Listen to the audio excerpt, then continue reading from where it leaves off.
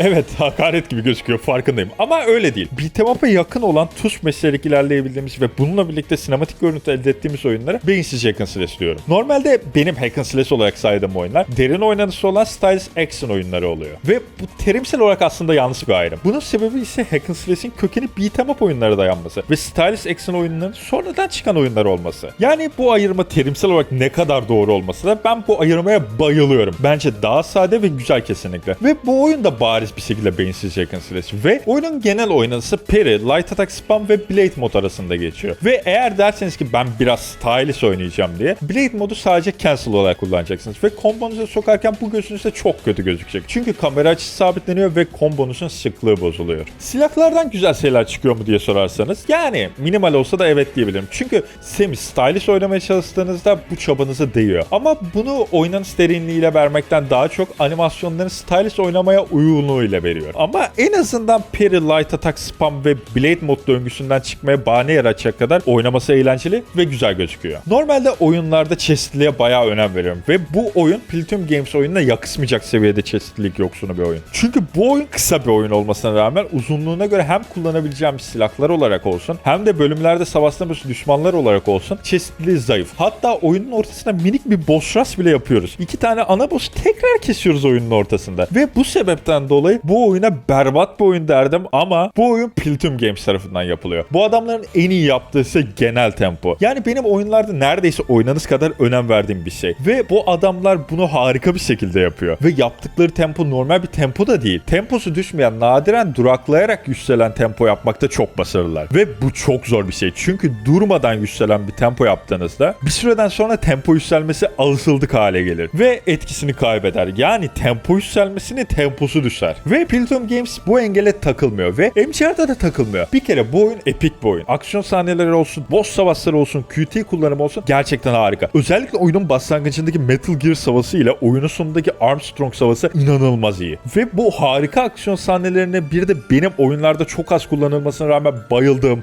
vokalli oyun müzikleri epikliğe epiklik katıyor. Tabi bu epiklik başka tarafları da etkiliyor. Raiden'ın kişiliği epikliğe uygun bir şekilde değiştirilmiş. MGS2'de ben kimim teması hakimken Raiden'a, MGS4'te ben neyim ve buna rağmen ne yapmalıyım sorusuna cevap alıyordu. Ama MGR'da neredeyse ben savaşmaktan zevk alıyorum çizgisine geliyor. Buna aslında okeyim ama bunun MGS4'ten önce olması lazım. Çünkü MGS2 ve MGS4 arasındaki savaş bağımlılığının artmasının sebebi eski geçmişiyle hala yüzleşememesiydi. Ve çocuğunun öldüğünü söylenmesiydi. Bu yüzden adam kendini tanımladığı tek şeye saplantı oluşturdu. O da savaş. Ama MGS4'te bunu çok güzel bir şekilde toparlayıp bitiriyorlar. Yani hiçbir şekilde Raiden'ın tekrar savaş alanına çıkacağını düşünmüyorum. Ve MGR'da Rose ile John'dan hiç bahsetmiyorlar. O yüzden MGS4'ün sonundaki olaylar yaşandı mı emin bile değilim. Zaten Wiki'de de şüpheli canon olarak geçiyor ama bence şüpheli geç kesinlikle canon değil. Yani MGR'daki Raiden MGS2'nin basındaki ve MGS4'te Raiden'ı ilk gördüğümüz zamanki gibi takılıyor. Yani sanki bir fanboy çok havalı ve erkeksi gözükmek için inanılmaz derecede çabalıyormuş gibi gözüküyor. Ve Raiden o MGS'deki duygusuz askerlerin yanında duygulu biri olduğu için genel olarak çok sevdiğim bir karakterler. Ve bu oyun onu bozuyor.